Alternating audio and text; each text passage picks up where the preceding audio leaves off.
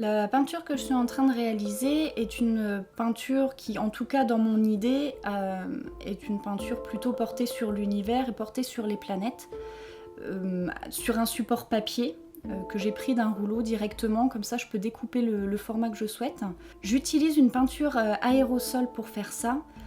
L'avantage en fait avec la peinture aérosol, c'est pour en tout cas faire un univers de planète, un univers spatial, c'est qu'en ne passant pas la bombe trop près du papier, on peut obtenir un effet assez diffus, ce qui permet d'avoir un rendu assez doux et même avoir des notions d'étoiles entre guillemets avec des petites particules comme ça, les pigments qui viennent se poser directement sur le papier.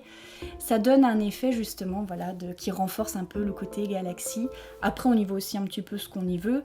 Le but aussi étant que chacun puisse se créer sa propre histoire. Sur ce dessin, ce qu'il faut garder à l'esprit, c'est cette idée de contraste tout en gardant une idée de douceur. Il ne s'agit pas simplement de mettre des couleurs assez fortes les unes à côté des autres, par exemple un violet assez foncé avec une couleur fluo à côté. Il faut vraiment ajouter de la douceur et de l'harmonie au sein de l'ensemble du dessin.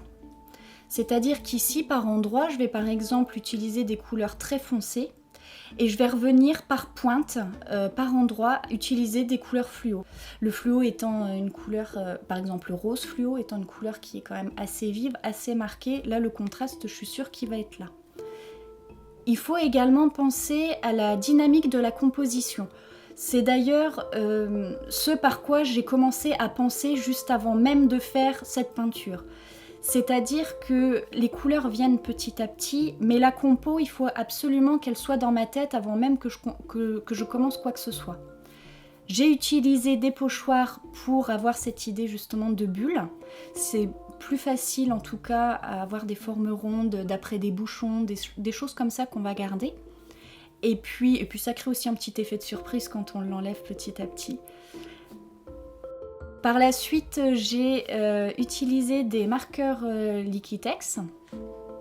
L'avantage en fait avec ces marqueurs-là, et ce que je trouve assez formidable, c'est que dès qu'on agite un petit peu le marqueur, on a l'encre tout de suite qui coule et ça permet de créer des taches assez rondes. Ce qui est très intéressant et je trouve que les taches aident à garder, en tout cas au niveau texture et dynamique.